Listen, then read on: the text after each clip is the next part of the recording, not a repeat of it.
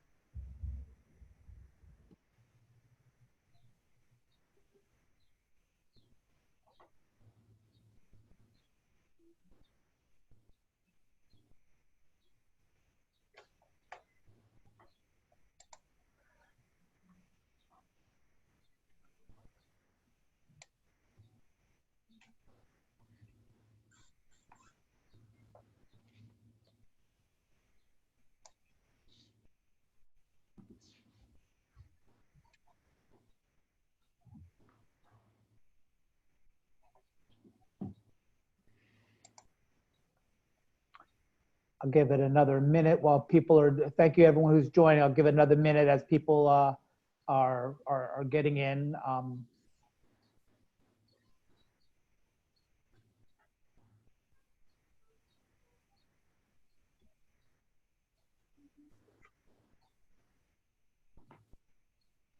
It's getting dark outside. Yeah.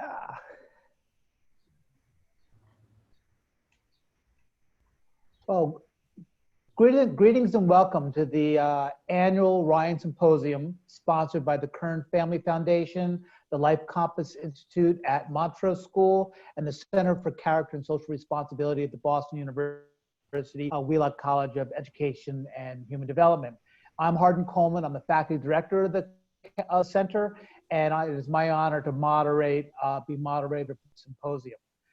This symposium is an opportunity for those of us who are eager to create and foster systems in which all our children flourish can gather to learn from each other ways in which we could do that work better. We gather today at a particular time in history where our failure to care well for all our children and many of our adults is being manifest in all of our communities.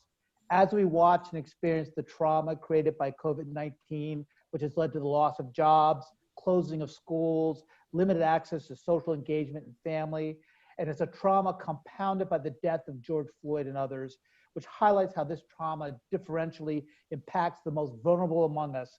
We often feel overwhelmed. But as we grapple with these challenges, we are also drawn to solutions. Thank you for taking the time to share this hour with us as we think through together how to orient schools around systematic approaches to facilitating the development of flourishing children.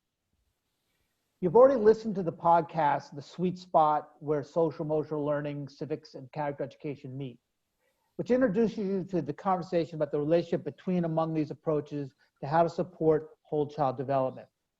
Over the next few minutes, you're going to hear from Dr. Karen Boland, the Life Compass Institute Director, and Deborah Farmer-Chris, the LCI Associate Director, part of PS Kids and the NPR Mindshift. We'll elaborate and discuss questions that this podcast raised for us. At the same time, we want to hear from you.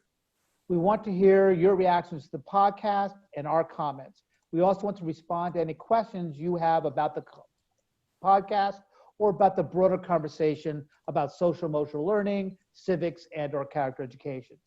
Please share your thoughts and questions in the chat box. Our colleague, Ariel Tickner-Wagner, Research Director of the Kern Family Foundation, Partners in Character and Educational Leadership Network, will moderate that conversation about the comments in the chat box. We'll end the symposium with remarks by Dr. Thomas Lacona, Professor of Education Emeritus and the Founding Director of the Center of the Fourth and Fifth R's. Before going into the conversation, I want to share one of my core takeaways. As someone who spent his career working at the nexus of equity, school counseling, and school improvement, I want to focus, as the participants in the podcast did, on how social emotional learning, civics education, and character development need to be integrated into our efforts to facilitate the flourishing of all children. As we look around the world at those who are providing positive leadership in these trying times, in the pandemic and the protests against 400 years of systemic racism, we see people who are standing up for that in which they believe, evidence of their character. We see people working together to affect change, evidence of their social skills. And we also see people working to improve the system in which we live, evidence of their civic engagement. It's our job as educators to find ways to create such leaders at scale. With that, I want to go into some of the questions that the podcast raised for the participants. And I want to start with a question to Karen. You know, one of the issue is how do you think about the question about whose values count in these conversations? Thank you, Hardin, and welcome everyone. It's wonderful to be with you. I am dealing with this question on a number of different levels as head of a school with high school students, middle school students, racked by the difficulties and challenges of being apart and separate from one another throughout this COVID pandemic, and now further reeling from the devastation and trauma and they've seen in our nation. And so the question of whose values really brings me back to something that we can't underscore enough. And we touched upon it in the podcast, but we accompany young people in their education, and relationships are fundamental to healthy character development. What we're all aiming at is accompanying young people as family members, as educators, coaches, and mentors, as community members and leaders. We accompany them in our faith communities. We accompany them as we share our cultural values, our economic values, our political values, which will vary, and they should be rich and varied in this democracy. We should be able to come with different viewpoints and different ideals, but where all of these circles of relationships and rich and varied values intersect is at a center point. And that center point is those core ethical values that cut across creed, tradition, political persuasion, and help us to see each other, to hear each other's story, to treat each other with dignity. And it's those habits of mind that help us to work well, to pursue the truth, to be fair-minded. It's those habits of heart that strengthen our relationships and how we treat and interact with each other, the compassion, the empathy, the true kindness and understanding, and those habits of character and action that enable to deal with stress, tension, pressure, difficulties, and to surmount challenges with courage, to confront them with conviction and kindness. And now more than ever, we need the capacity to meet each other with humility and patience, and the capacity to listen, and we need the courage to share our voice. So these are the values that animate us as a nation, and that enable us to really dialogue in the public square. And they are supported by all the various traditions and communities and relationships in young people's lives. So that's what I see as the heart of the values question. So, you know, Karen, as you can imagine, there are people who will then go forward and make an argument that where's the role of ethnic or cultural diversity in this concept of shared values? And even though, as you talk about these diverse groupings we have, these common values, there are those among us who promote, some call it essentialism, other people say these are things that because of the cultures are different, there's gaps. How do you respond to that particular criticism or commentary around organizing, thinking around a core set of values?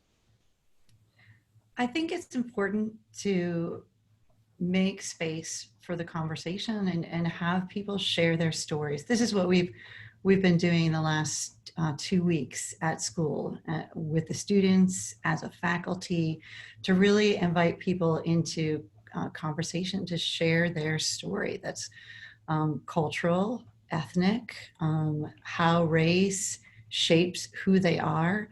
And if we can provide the kind of space and place where people can allow themselves to be heard, to be seen, and to be known. It's quite powerful. And just a short story, I received an email this morning from a graduate from the class of 1984. Montrose School, by the way, was founded by a Boston University alumna, Dr. Betty DeTore.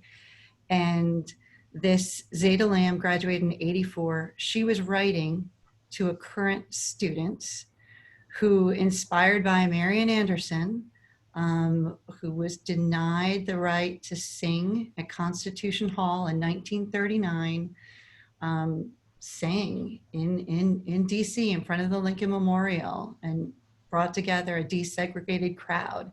And her story, as well as her voice, inspired one of my students, Andrea Rodriguez Gomez, to research her life, and it's really shaped her musical vocational pursuits. She's deeply inspired by Marian Anderson's singing. She sang one of her songs at a major event we had recently and shared why she was inspired by her life. So then this alumna, Zeta Lamb, writes and said, because she hears Andrea singing, and said, "Your voice is magnificent. I'm so proud that you chose a song of Marian Anderson. My father is, my father mentored Marian Anderson. My father, excuse me, not my father, my grandfather mentored Marian Anderson. He's Roland Hayes, who's one of the first African-American tenors to become enormously successful. He is the son of two slaves, and it has a really powerful and moving history. So it's these connections, these stories that we can share that shed light on the fact that nobody has one single story. And the intersections are so powerful to make space to connect and converse and to build community. You know, Karen, that brings up for me this issue that people are dealing with in the civic realm in particular. We're in the middle of huge protests around the country, joined by people around the world who are concerned about the ways in which our systems have not really designed well to serve us all. And then in political conversations, there's this ongoing conversation between federalism and localism. Whose responsibility is it? We see this in the conversations at our federal level right now, where what should be the state's responsibility, what should be the federal responsibility. It sounds to me that what you're saying, that is the conversation, and we have to find places where we can find more common ground and places where all of us with diverse opinions can gather in a way to have those conversations with respect, humility, and caring, to find a better way to live together without necessarily promoting homogeneity. Am I hearing that correctly? Absolutely, yes. Friedman made a proposal in the New York Times today that we should go, instead of out of many one, we should be out of many we. And that kind of captures this dilemma.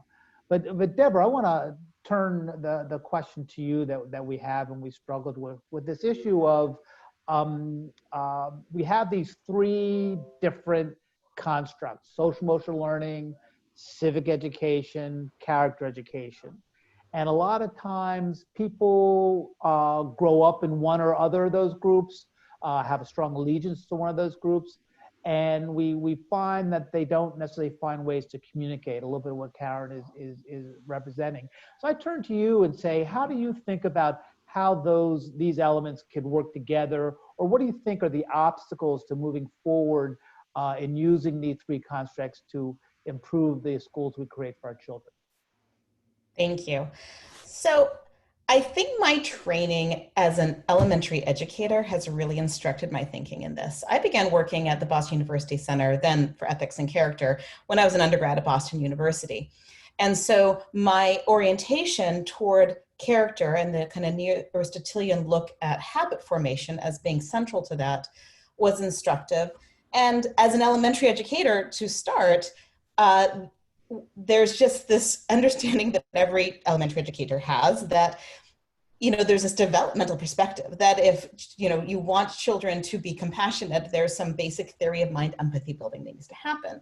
And if you want children to be responsible and tenacious, there is a certain ability to expand their capacity to, to attend and to have task persistence, these executive function skills.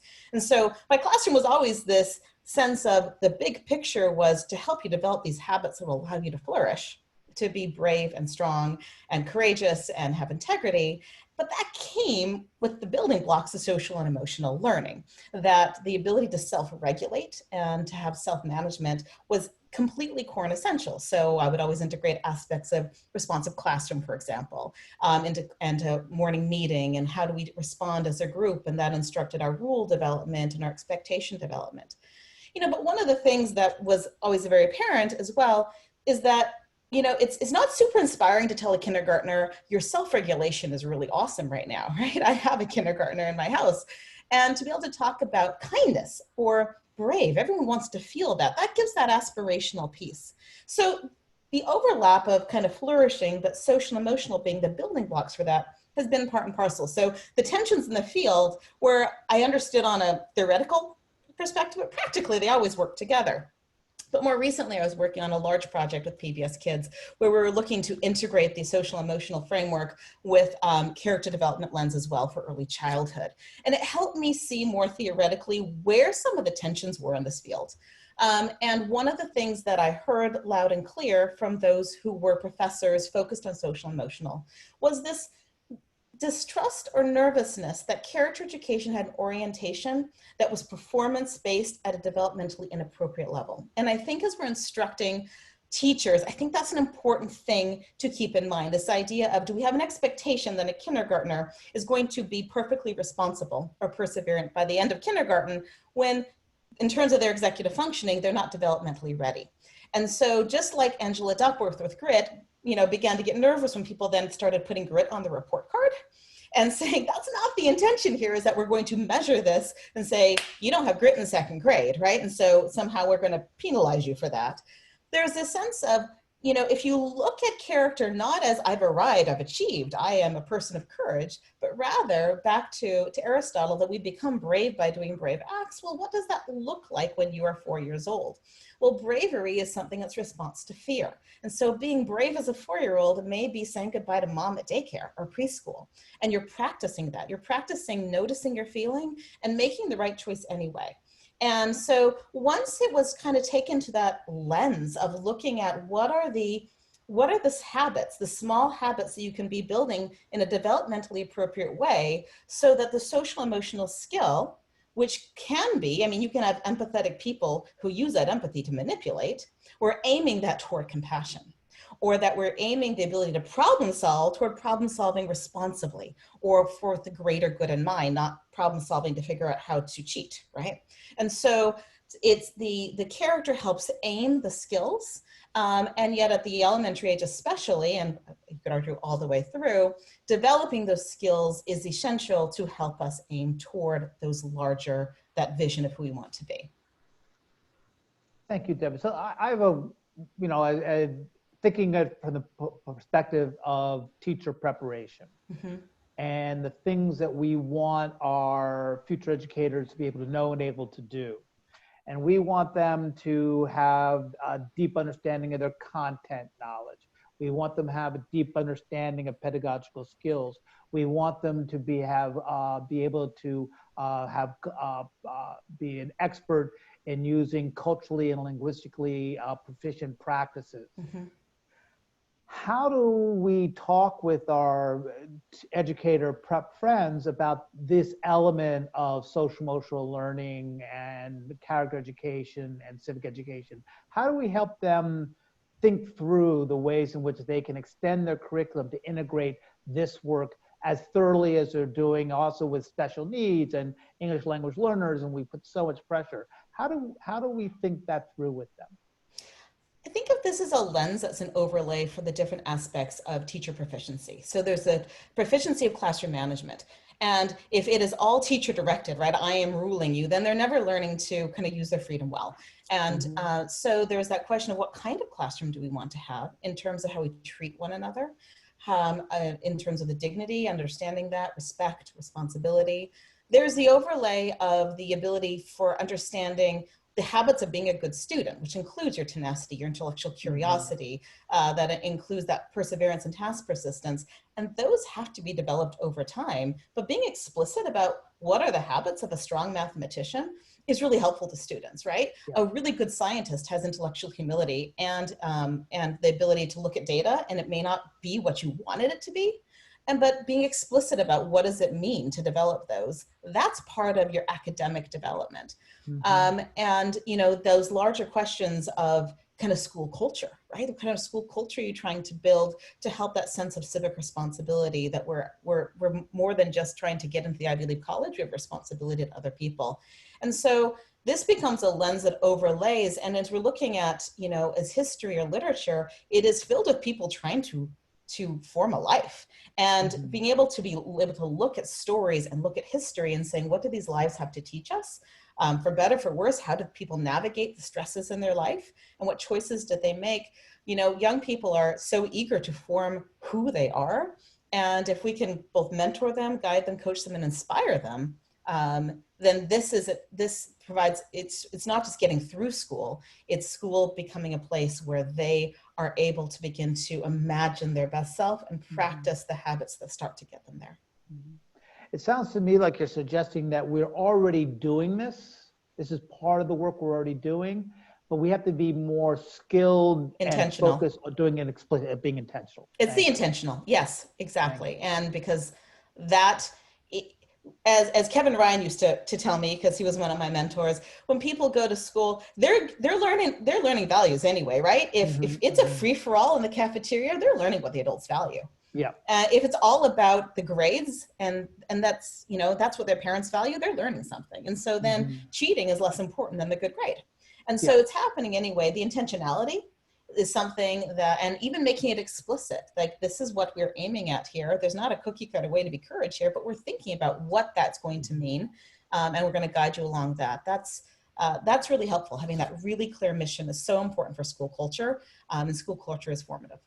And just a small point to add to that, for teacher educators, people go into education because they care about young people. They care about our future. They have confidence in their potential. They care about helping them become the best persons and citizens they can be. So we want to keep that noble aim and purpose that's so central to that desire to become an educator, central to our work. And we see in all of the research on burnout, why do people burn out? They feel overworked. They feel as though there's just too much going on. They're being pulled in too many directions, and there's no meaningful thread that runs through it. And this is really about the meaningful thread that runs through the why we're doing this, why we're respecting the students, why we respect them, why we take care of each other and collaborate as adults to create a purposeful community.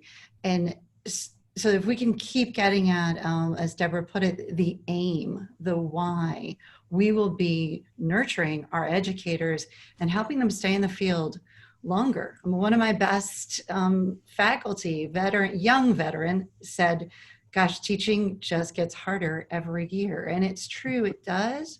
But what keeps you at it is staying connected to your sense of mission for being there. And that's what this work helps us to keep in the forefront.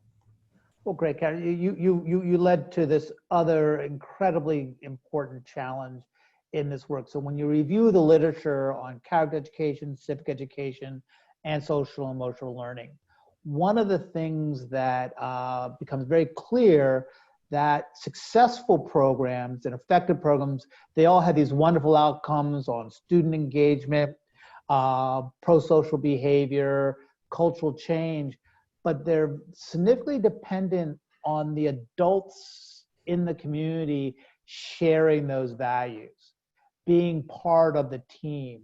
And as an experienced educational leader, I'm wondering if you could give us some ideas about how you in your nurturing of the human capital of your professionals in your school, how you help them come on board to a common value-driven mission that's about promoting the best in our children by modeling it. How do you manage that challenge?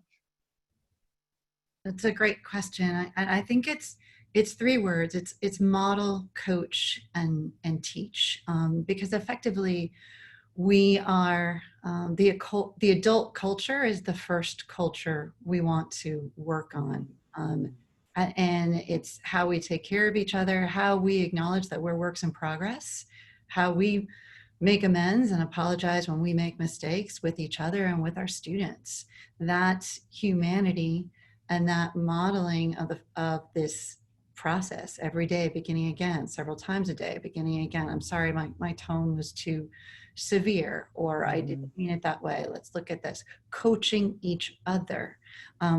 We need more of that in education. Any good professional CEOs hire executive coaches. We need to be coaches to each other, those members of the management and leadership team, those faculty, because teachers are under enormous pressure, just the sheer volume of students they deal with on a daily basis, and the work, the intensity, the pace, the pressurized environment. So we have to model, coach, and teach, make the time and the space to reflect on these big questions, our shared purposes, and how they apply to teaching at different grade levels, how they apply to positive formative discipline, how they apply to shaping culture, how they apply to student life.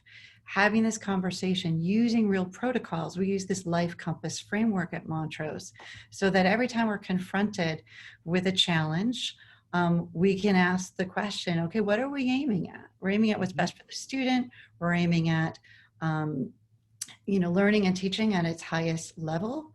What do we know about the situation? What do we need to know? Who can help? This allows us to expand the conversation, bringing in a parent, bringing in the student herself, bringing in other adults in the school who may be helpful to that student, or professionals who would be helpful.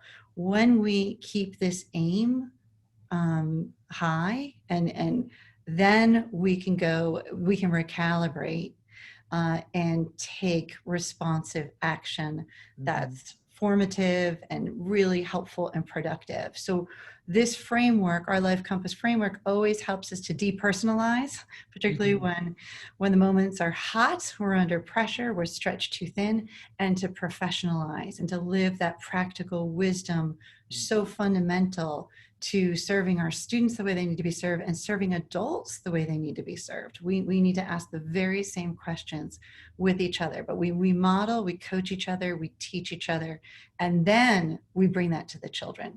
There has to be the same efforts at the adult level, building culture, as there are with the students.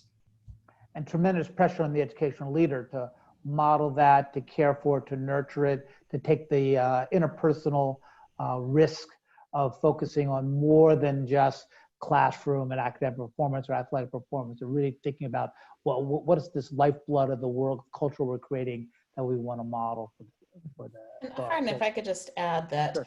One of the great overlays I see between these three fields is that acknowledgement that there is a space between a reaction, this gut level reaction, it may be an emotional reaction, a reaction based on whatever we're bringing to the moment, and a response, which is a choice on what we're going to do with that emotion. Because as Dr. Susan David says, emotions are data, they're not directions. They don't tell us what to do, but they provide really valuable data.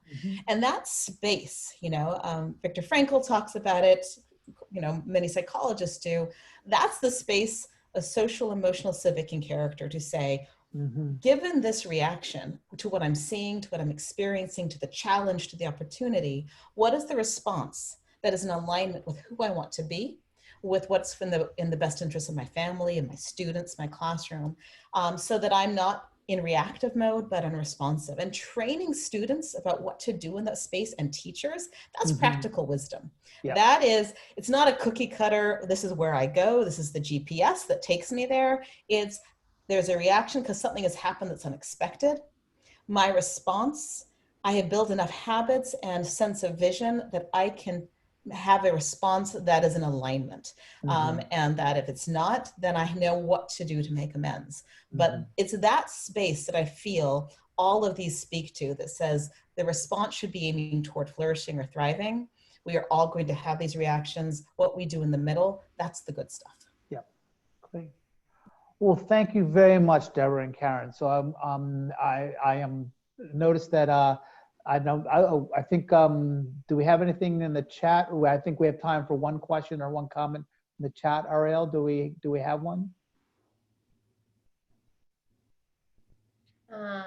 Yes, we do. So Carl Hermans from Arizona State University, he's typing in, one challenge to habituation and practice is the structure and incentives of our schools and districts with regard to what matters. For at least 18 years, the prevailing focus and incentives in our schools created structures and incentives geared towards achievement measured and summative standardized tasks. Teachers and administrators do have individual agency to create the teaching and learning environments we're describing, but to create the conditions for habitation in a scaled and sustained way, don't we need to address the structures and incentives directly? Otherwise, we're asking teachers and administrators to do something that is contracted by the larger structure, maybe contracted or contradictory to the larger structures and incentives of the system. So a great point there. So would any of our panelists like to respond? And thank you, Carl, for your comment and question. Thanks, Carl.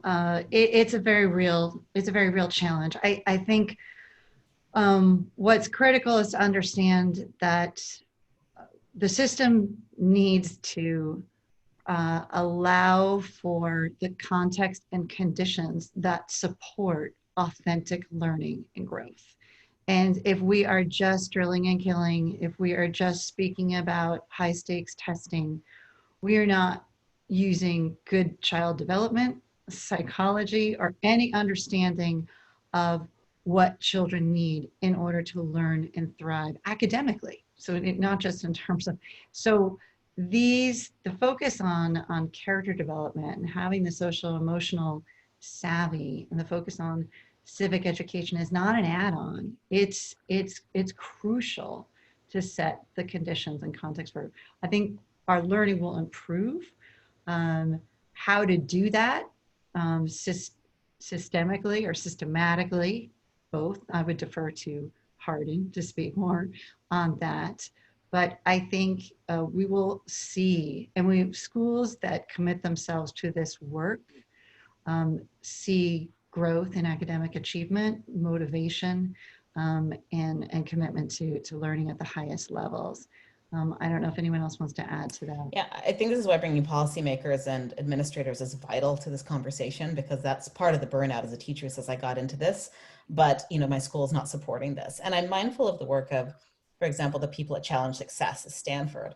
And there are a huge survey of, this was students and parents, where, you know, what matters most? And the parents said, we care about our kids being happy and responsible. And the kids said, my parents want me to get good grades and get into a good college. And there was this huge disconnect between what the parents said was valuable and what the students perceived.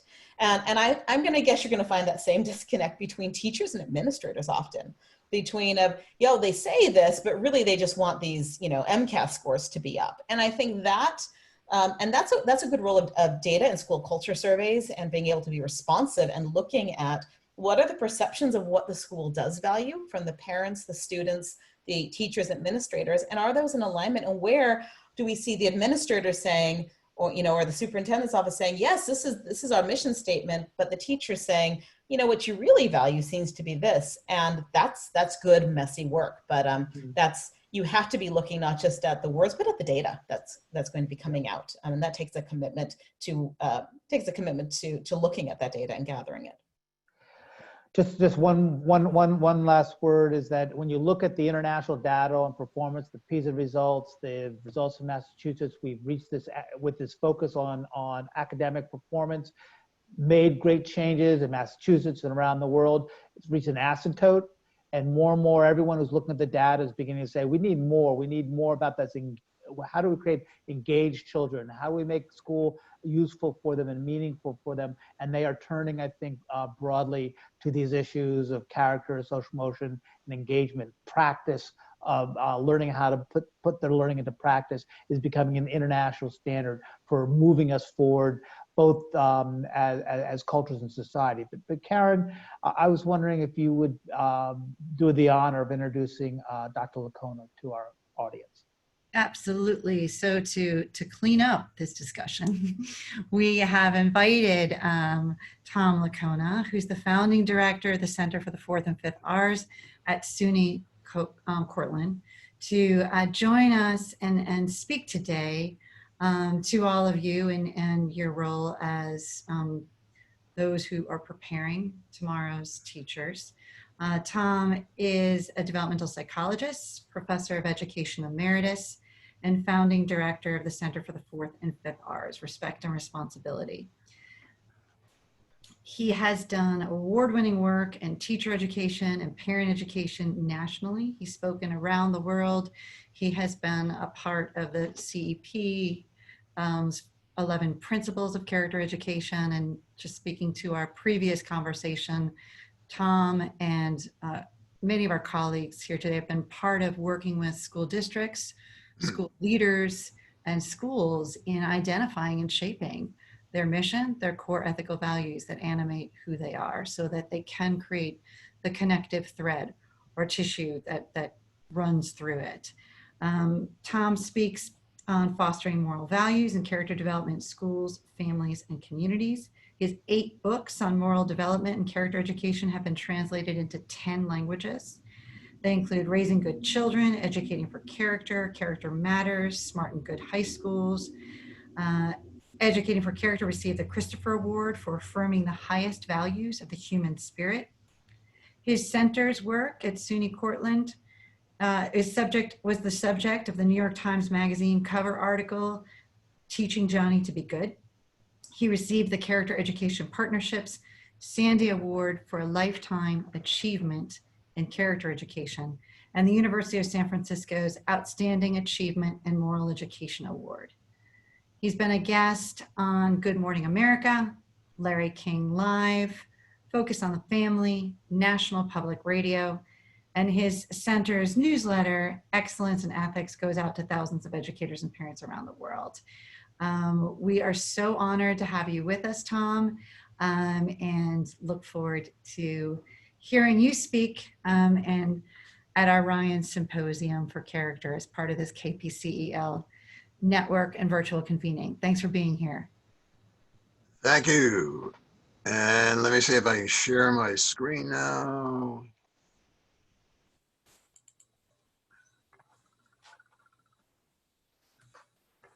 Is that okay, everybody? No, can you see me all right? Am I in the upper right corner? Looks good. Okay, all right. Well, thank you, Hardin and Deborah and Karen, for those very thoughtful comments. Lots to think about. I'm going to share a PowerPoint slide. I won't get through the whole thing. I always prepare too much. My wife says, don't talk too fast. So I'll try not to do that.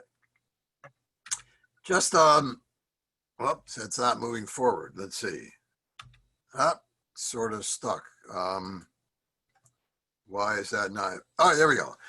For those of you who don't know about Kevin Ryan, just a little bit about him. He founded Boston University's Center for the Advancement of Ethics and Character, which was really the nation's first university-based center in the modern renewal of character education. And it's done a whole range of remarkable things, including producing the character education classic, Ryan and Boland's book, Building Character in Schools, Great Lives, Vital Lessons by Karen Boland and Bernice Lerner. It took the leadership in conceiving and carrying out the National Schools of Character program, which turned a spotlight on the schools of excellence in the field of character education, and many, many more things. One of the most incisive, challenging critiques of character education was made back in the early 90s when the movement was gathering steam by a school superintendent. And he said, in his experience, most character education was a mile wide and an inch deep. How do we respond to that? Well, one way is to have a good set of ideas. There's a great quote from Kurt Lewin, the social psychologist, nothing so practical as a good theory. A good theory guides and generates practice.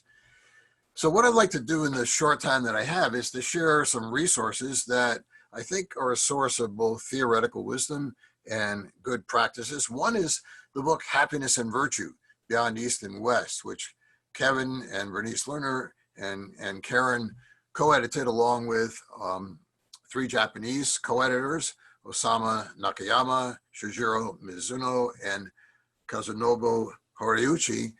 And this is a remarkable book because it addresses, in a sense, the issue that Hardin was raising about where does culture come in. There are 9 universal virtues that are treated in this collection, and they're treated, each is treated by Japanese contributors and by American contributors. And you can come away with the appreciation, first of all, that these are indeed universal virtues that transcend time and culture, but at the same time, they are distinctively cultural in the way they affect people's lives, in the way they're translated, in the way they're operationally defined, in the particular. So it's a very rich volume that brings into focus both the universality and the cultural distinctiveness of these core virtues. A challenging article that I think was good reading for all character education faculty and professors is Robert Mcgrath's piece in the Journal of Character Education, where he poses a fundamental question, none more basic than this: what is character education? And Mcgrath asks us to consider what's really distinctive about character education. What makes it different from any other effort to increase pro-social behavior or decrease anti-social behavior? In other words, in what sense can we claim to be developing character? Mcgrath's model that he puts forward, naming what he considers 7 essential qualities of character education as he's conceiving it, are the ones you see in the screen. Going to comment on just some of them. One is he argues for a formal curriculum that allows for consistency of implementation.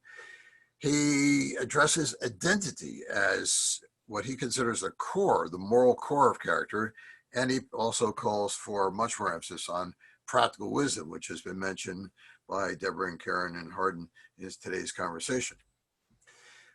He claims, for example, that character, identity is the heart of character, as opposed to mere social skill acquisition, and that creating an identity is a process of constructing a life narrative and an identity which is embedded in that narrative. And this connects with what Karen was speaking about in terms of stories. Stories really reflect our life's narrative. They tell something about our identity.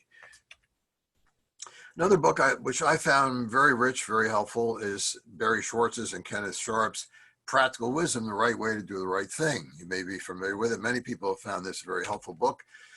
And they point out that Aristotle argued that virtue was not mainly about following rules. It was about performing a particular practice well, being a good soldier, a good friend, a good doctor, a good patient, and so on.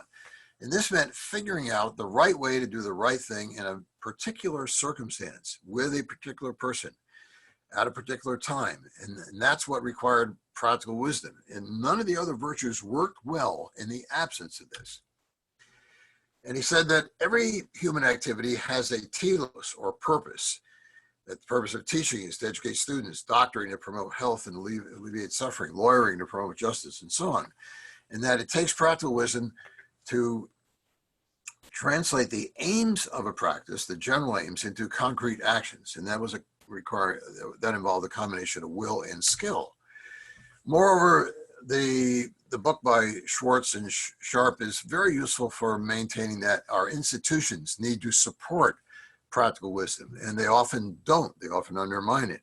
So to ask the question in the school context, it would be, to what extent do schools protect time for reflection, for the character conversations needed to create and sustain a culture of character? I remember being in an independent school in Denver, where the women faculty were complaining about a tradition among the 9th grade boys. This was a K-9 independent school. And the tradition was, when you got to be a 9th grader, to hang up a centerfold from Playboy or whatever in your locker. So when your locker opened, there was the centerfold. The women faculty in particular found this a demeaning practice, and to be teaching boys exactly the wrong attitudes about women. And so I asked, well, have you discussed this at faculty meetings? And the person I was speaking to said, we never discuss moral issues at faculty meetings. Now, Mcgrath also makes a case for a formal curriculum. These are some of the points that I would add to that. In addition to this, he argues for consistency of implementation, ease of evaluation.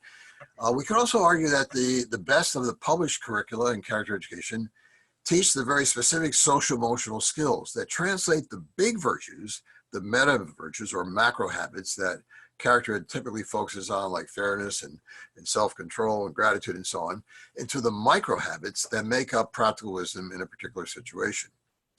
Marvin Berkowitz and Minnie Beer have reviewed more than 30 published curricula that have research support. And these programs can be adapted to the particular needs. Let's look at a case study of this. Kennedy Middle School was one of the first national schools of character.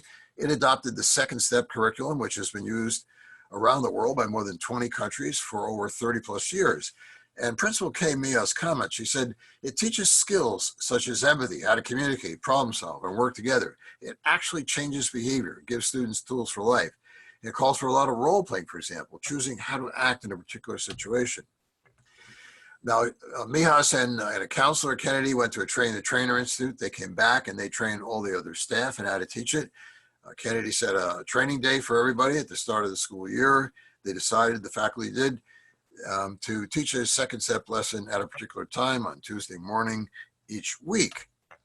And they invited every member of the staff, and I think this was a signature practice of how Kennedy used the curriculum, secretaries, custodians, cafeteria workers, playground aides, and so on, to take part in co-teaching the second step lessons. And the rationale was to show students in a very clear way that everyone in the school was committed to character development.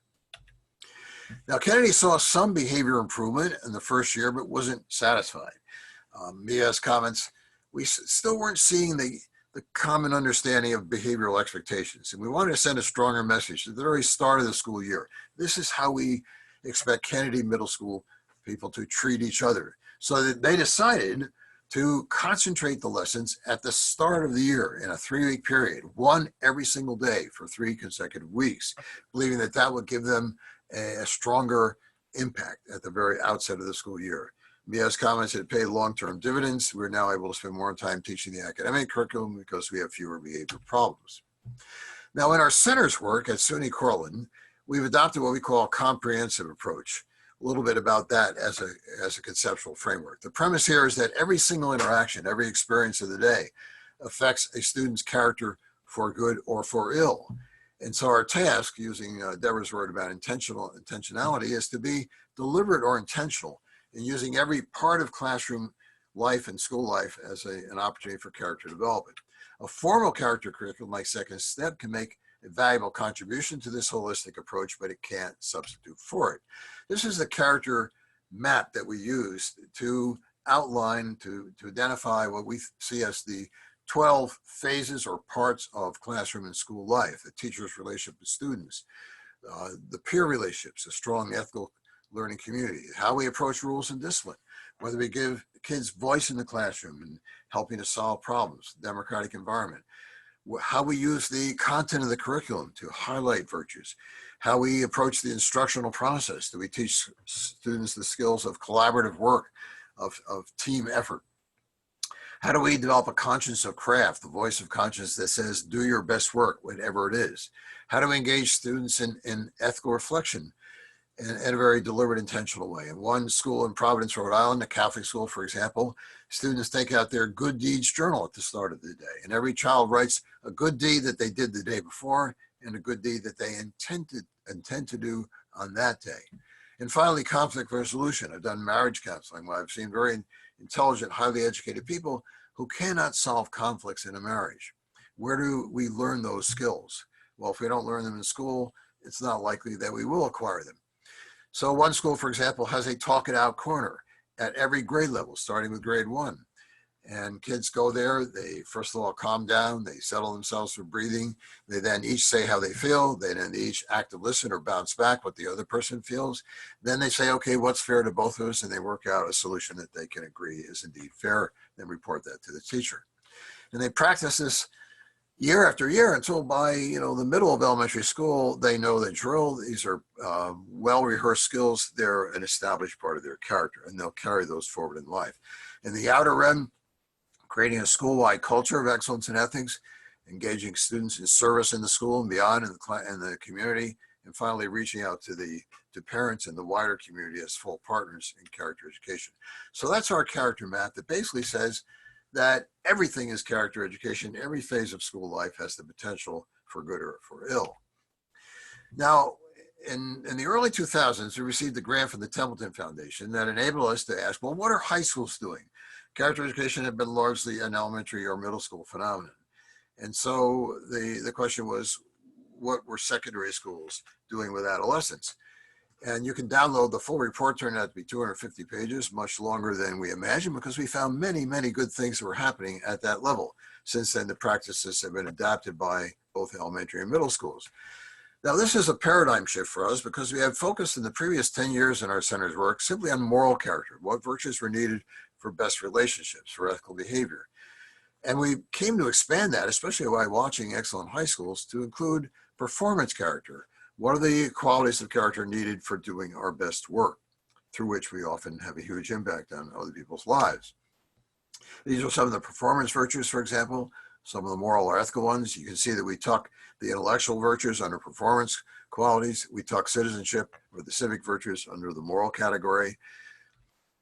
And the notion that came from this is that the school's mission, every school's mission, was to develop both moral and performance character within an ethical learning community that supports and challenges students and adults to both do their best and to be their best. Here's an elementary school, for example. As children come in, they see the banner which articulates this mission: doing our best work, being our best selves. You can ask even a kindergartner, why are you in school? And they'll tell you to do our best work and to be our best self. Now, chapter 4 of the Smart Good High Schools report was one we didn't anticipate writing, but it turned out to be hugely important. Marvin Berkowitz has stressed the importance of the staff culture is perhaps even more important than what we do in classrooms with kids. And so we devoted an entire chapter to 6 principles for creating and sustaining what we call the professional ethical learning community. And this included everybody, from the principal to the custodians, everybody who was making a contribution to the culture of the school.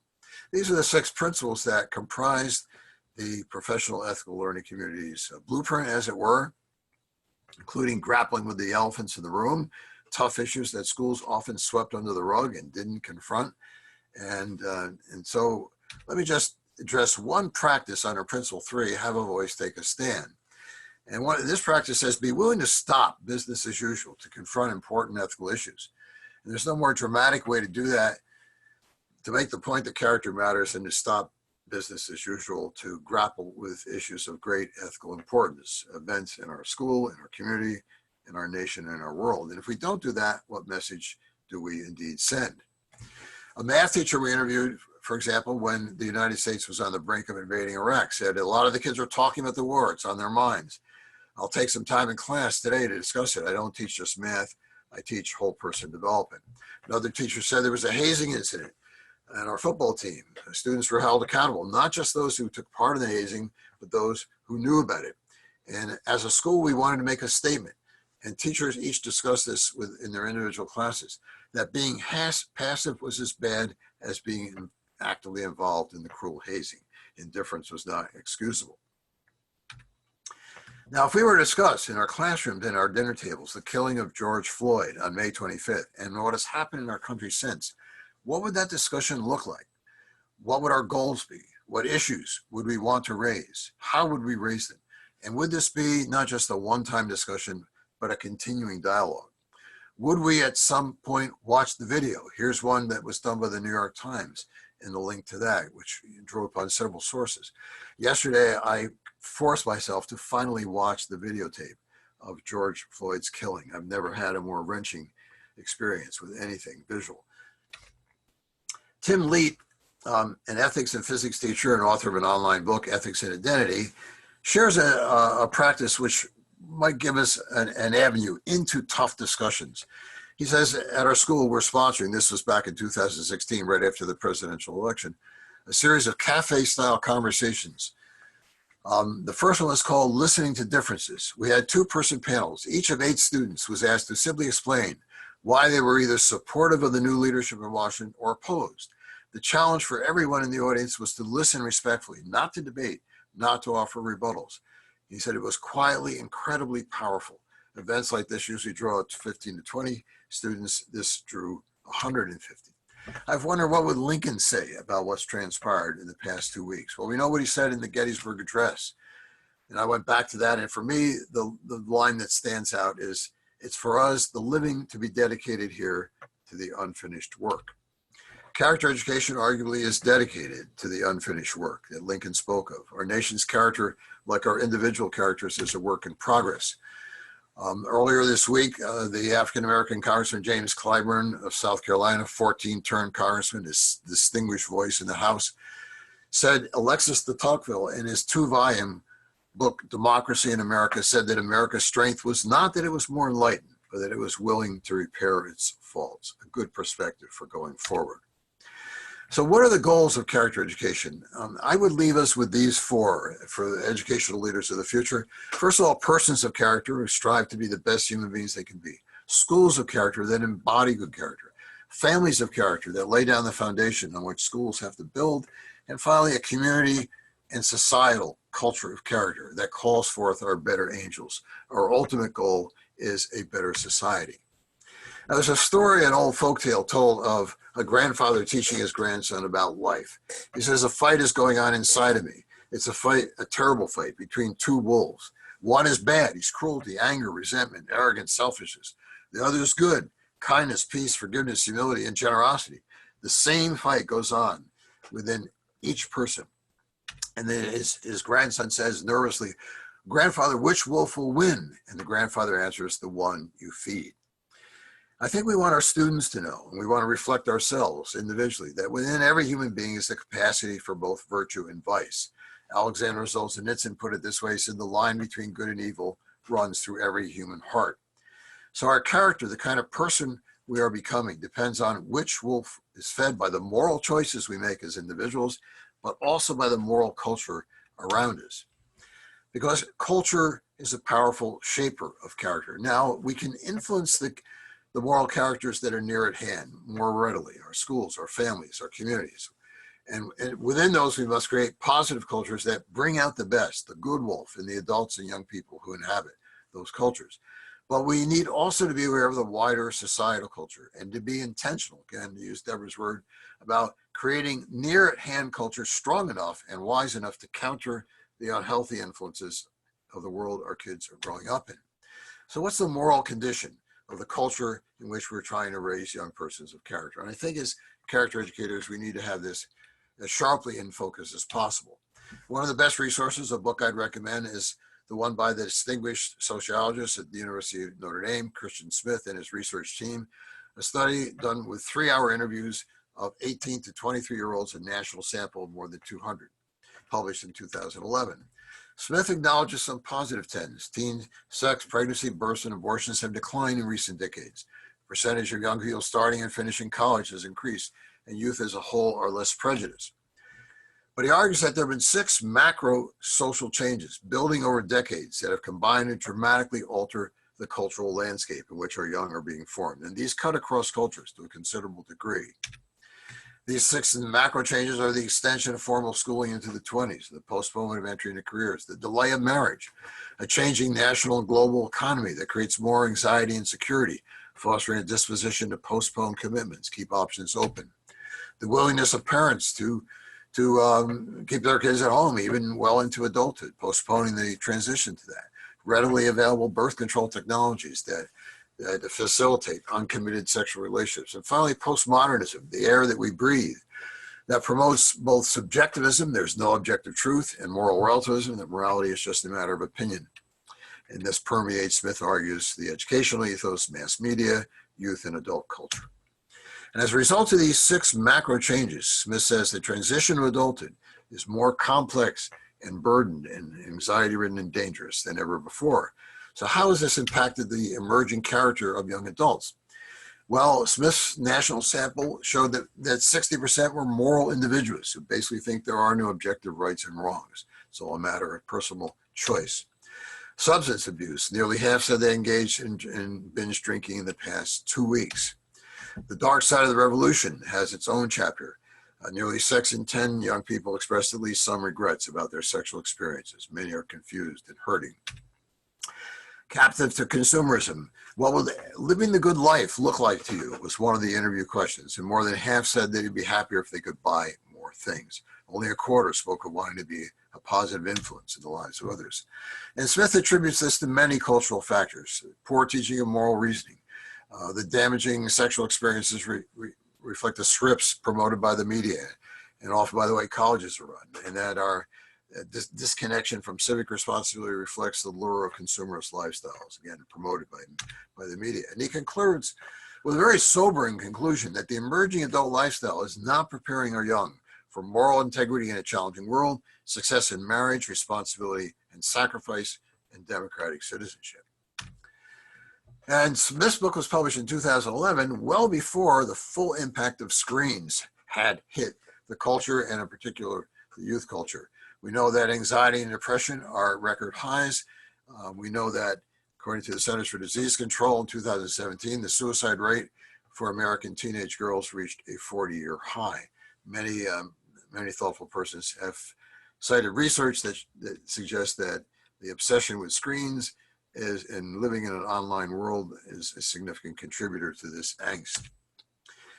Another dimension of the internet is that pornography has become ubiquitous. 11 years of age is now the estimated time by which the average boy in both the UK and the US begins to use internet pornography, including hardcore porn. A global analysis of the effects on teens was published a few years ago, examining studies in a diverse cultures that you see there. Some of the findings include the ones in the screen, including more aggressive sexual behavior and boys being more likely to agree that it's okay to hold a girl down and force her to have sex. The Me Too movement has been one of the very positive cultural phenomena. We need to be challenged to connect the dots between consuming pornography, often violent, on a steady basis, and sexual assault. When we talk to parents, we try to put tools in their hands, even at the elementary level, can begin to fortify children against the toxic influences of pornography. Here's an excellent book which helps parents to do that. Parents need help in being intentional, deliberate about creating a family media plan, conveying the big idea that the use of media in the home is not a privilege, but a right to be exercised and consistent with family values. This is a great source of guidelines, the American College of Pediatricians, which is more conservative on this issue than the larger organization. Kevin had a famous phrase, make a big deal of the family meal. If families knew the tremendous positive effects of eating together, they would be more motivated to do so. Here are some of those effects. But they need also to learn the art of conversation in order to have those meals be times that are a meaningful exchange of thoughts and experiences. The Harvard Dinner Project is a great resource for parents, where there are all kinds of conversation starters, including topics like the ones you see in the screen there.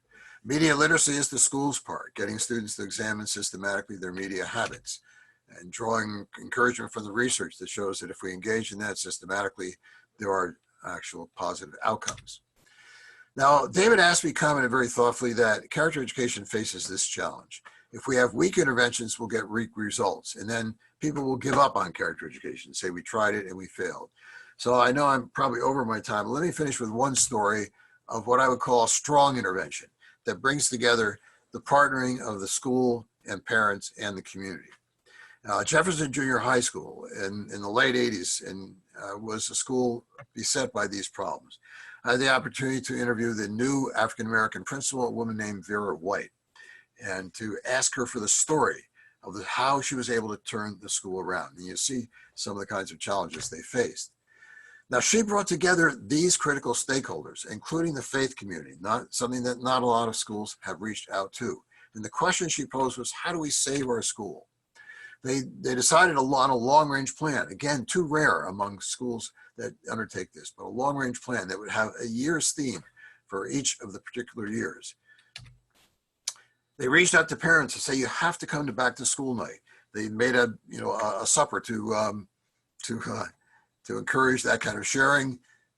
They couldn't skip the conference. They were essential. They asked for 20 hours of volunteer service, even though 90% of these parents were single moms. Most met or exceeded it.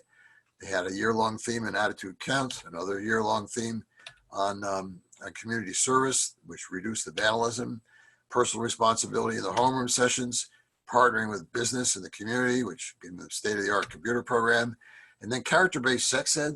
Again, not enough character education programs to make use of these resources. Kevin has articulated beautifully the connection between sex and character, an intrinsic one.